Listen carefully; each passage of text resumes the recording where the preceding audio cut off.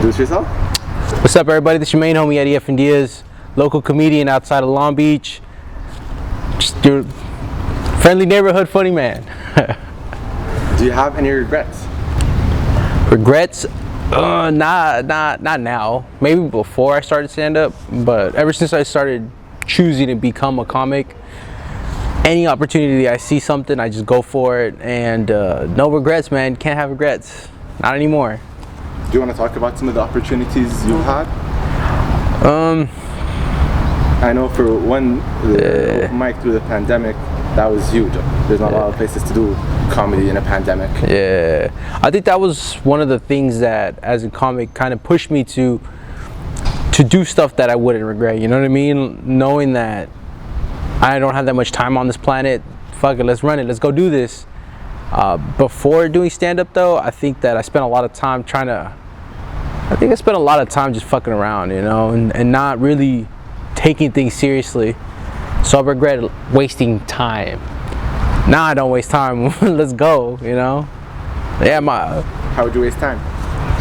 I think a big example of wasting time for me is I went to college for 9 years, and the first 4 years was just BS, me fooling around, partying, having fun, not really taking things seriously. Once I decided what I wanted to be and was more serious about that, I started having a lot more fun with life. I think everything else was a distraction, and now I have a set plan, a set goal, so it's different kind of fun. And the goal is to be a comedian? Well, yeah, man, I want to sell out arenas. I want to do comedy in front of 100,000 people. I want to host the Grammys, all that good stuff. I really do. You know, I want to host a late night TV show. So yeah, man, and funny. That's my life goal, is to be the funny guy. What do you do for a living? Construction. I'm not a fan of construction, bro. It pays the bills, but after 10 years, my body's like, all right, dog, you know, is this really what you want to do? Nah. Fuck that. Construction 10 years? 10 years. Why'd you start? I grew up in it.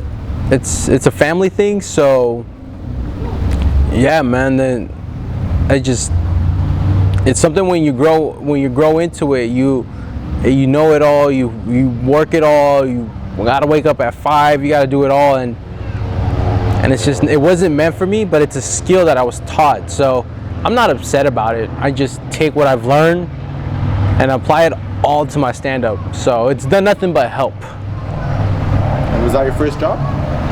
Yeah, I work with my family, so it's always been there. But you know, I've sold knives before. Cutco, if anyone's ever sold Cutco, I sold that. I've worked for insurance companies, telemarketing, any sales job. I was always the guy that they thought that was gonna do good, you know. I was the guy that oh man, this guy's gonna sell all these knives, this guy's gonna sell all these subscriptions. And then once I started working, it wasn't for me, so I stopped caring so much. And they're like, all right, dog, you gotta go. So I wasn't really fired, but there's times where they're like, hey man, you just don't worry about coming in. So how did you transition from that to comedy? So originally I had a YouTube channel, and I don't think I was naturally funny. It wasn't, I never really made a lot of people laugh. Once in a while, yeah, I get a big laugh. And so I decided to do improv, which is a form of comedy, and I pursued it to make myself funnier for my YouTube videos. I ended up really falling in love with that art form, and next thing you know, pandemic came, nowhere to perform. I started my open mic, and I've done a few open mics before pandemic, so I've done stand-up like 3 times before I delved into it. But once I started my mic and meeting these comics and really becoming a stand-up comic, that shit just changed my life, man. It was the best thing that ever happened. I'm guessing you enjoy it? I fucking love stand-up, dude. Everything from the hang to making up jokes. I don't write as much as I used to, which I want to, but you know, I'm out here I'm working constructions, I'm on podcasts, and I'm doing music videos, and it's all thanks to stand up. So you see yourself selling arenas? Hell yeah. 10,000 soon. I think in 5 years, I would love to do 1,000. I want to be ambitious to say I could sell out a 10,000 seat arena, but let's be realistic here. 5 years, 1,000 seats. I think it's possible. So universe. I was putting it into the universe. But I'm hosting my first show. I'm producing my first show, I should say. And I got sponsors to pay for the venue. I'm selling tickets. I'm getting some money for the comedians that are performing. And I feel that there's money to be made in this game. It's just, you gotta have a hustler. You have to have a hustler mentality and really chase it. Because a lot of people say like, oh, don't do it for the money, but if you want to do stand up and you want to make it your career and you want it to be everything, you got to find a way for it to sustain you, which means, running a business, being a hustler. Let's go for it. Let's chase it. And what ways is there to chase it? I mean, produce your shows. If at an open mic, get a venue, charge people, sell alcohol. I mean, that's honestly the easiest one, in my opinion. If you have a open mic and you're able to get some comics to come out, some people from the community, you sell alcohol, you sell drinks. There's ways to build a revenue stream. But I think you got to be creative, because nobody, you know what I mean? No one wants to be like, oh, beers are $4. It's like, okay, cool, but like, be creative. Like, I don't know, like sell joints. Be different. And is your main goal to make money and then? No. It's a byproduct of it. My main goal is to perform in front of 100,000 people. I want to travel the world. I want to see every aspect of the world and tell jokes to everybody, even if they don't understand English. Bro, that would be so dope. Imagine that, going to another country, just telling your jokes, and your energy is all it takes for these people to enjoy what you got to say. You know what I mean? That's... What was your introduction to comedy? Introduction to comedy.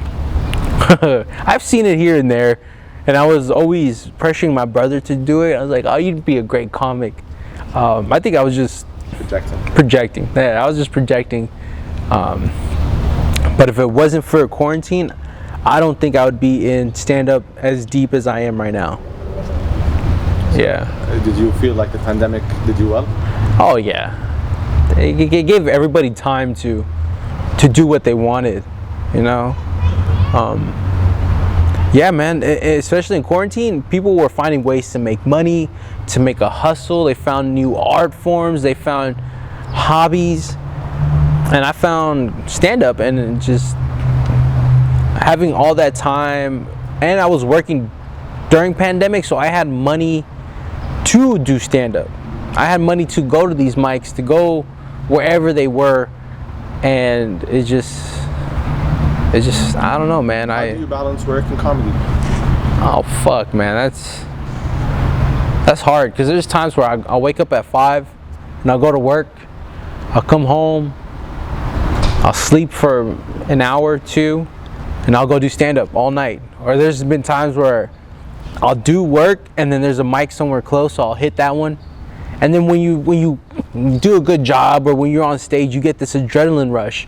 And so I'm like, all right, let's go do another one. And so I'll hit a second one, and by that second time, I'm already exhausted, because that high wears off, and that's hard, but it's doable. Just coffee, a lot of weed, dude. I roll a joint before I drive anywhere I go. I don't know, that just keeps me awake, just cruising with some music, like, all right, I'm gonna go to the next spot, I'm gonna make these motherfuckers laugh, let's go, you get hyped up. It's just, I was built for it. Do you believe in God? I believe in a higher power. I mean, they say the man upstairs, I believe in the Great Spirit. I don't follow religion. I don't do religion though. I think spiritual is the better word. And can you elaborate on that? What's spiritual to you? Spiritual is just the spiritual when you're on stage? I never thought about that. I've told people that, you know, when I go on stage, it does feel sometimes where I'll take a back seat. I see people's faces, I see their reaction, I see the energy that the audience is giving back, and there's a certain instinct that takes over. And I mean, that's how I guess I know I'm built for this, bro. Like, I'm not good at a lot of things. You give me a checkbook, I can write checks, but I can't keep up with how much was paid out. You know, I don't give a fuck about a 9 to 5. But when I'm on stage, man, that's a gift from God. You know? I do believe that higher power. You know, God's the easy word to say. But yeah, there's a spirit out there. I mean, come on, man. There's like. Has there been examples in your life where you've seen it play out, where it's like, oh, there's a higher power out there? I'll say little miracles.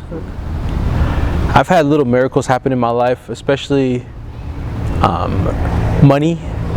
There's times where like I needed a couple bucks, and somehow, some way, things worked out, you know, which, again, little miracles, man. I don't know, I feel that I try to be really good with the earth, good with the people around me.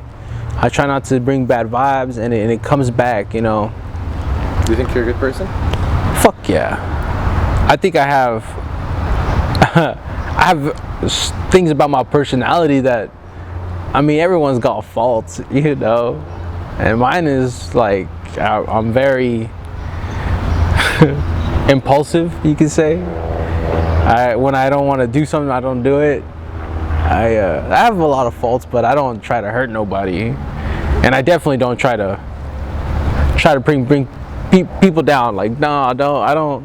I just keep in my lane and let's keep going. So is that what makes a bad person? I think a bad person is.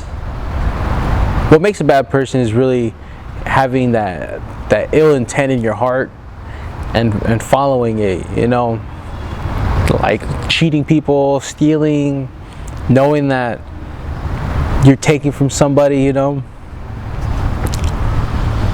But hey, someone's got to do it, so if there wasn't those people, then the world wouldn't be as beautiful, you know? I don't know if that makes sense.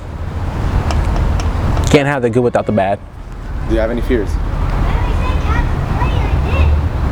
Big fears? Any fears? Any fears? I mean, everyone's, I guess, scared of running out of time. That's my biggest one. That stresses me the most. Sometimes, I guess, a little thing is I do get scared in crowds. That anxiety. I'm scared before I go on stage. But I mean, even though this is your passion and this is what you want to do for the rest of your life, you still get stage fright. Yeah, man. That's a lot of energy, you know. There's a lot of energy, and when the room is hot and all the audience members are fucking just ready to laugh, you know, you gotta keep that up. Or what about when it's dead? You know, no one's paying attention, everyone's on their phones, and it's your turn to go up there. That's scary too. Cause what do you do in those situations? Riff, always riff. That's my always. If the audience is not paying attention, and if they don't care, and if they're on their phones and stuff, just riff. Because if you go in there with your material and they don't laugh, you might think that your material is trash. But when it comes to riffing, it can go either way. And if they start listening to you, then you can go into your material, because you know your material is gonna kill, or for the most part, you know how it's gonna work. You know, but if they don't care, riff. Yeah. You good at riffing? Getting better. Definitely getting better. It's a lot of practice. The improv playing part? Definitely, especially into playing those characters on stage. Improv really helped me to develop a stage presence. That's what that did.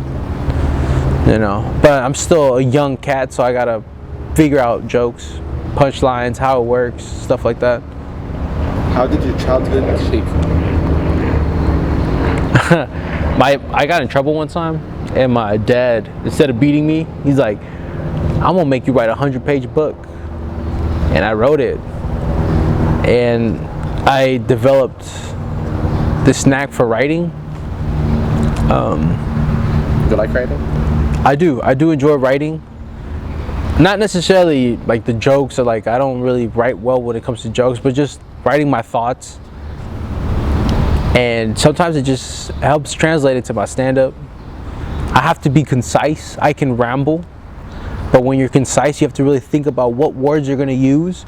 And when you're on stage, it's like, all right, let me be concise. Let me think about it. I got shot. What do I write? How much do you write? I'll do about a page, a full page, top to bottom, one sitting, and then I'll do jokes here and there. It's a lot of journaling, I think, for me. Yeah. Meditative? Is it spiritual? It's fun. I think I do like the way I write. I think I have a pretty eclectic writing style. Like sometimes I write out caps, sometimes I'll do cursive. My letters will change, and it just looks like a bunch of different graffiti on a paper. And it's kind of satisfying once you fill it all up with all your writing, and it's like, damn, okay, cool. So you have different writing styles even in terms of how you write. Yeah. So not necessarily the content, but even just the way you're writing. Yeah. Oh, that's interesting. Yeah. Do you have a lot of other artistic? So you have comedy and then you have writing. Yeah. Are you into art a lot? Is art a big thing for you? Kinda. I think just art is a good way to express myself. You paint? You draw? I've done painting, I've done drawing. I am a little artistic. But yeah, sometimes for me, I didn't know how to express myself, and then I would paint, and I would draw, I would write, I would do all these different things. But then stand up. You go up there, you really learn how to. My life is a joke, and everything is funny to me, and I learned to put that on stage, and then it's all. I don't know. So everything goes back to stand-up comedy. It goes, yeah. It's all art, man. It's just, it's fucking. It's just. Is there anything you want to tell the world? Anything I want to tell the world, man.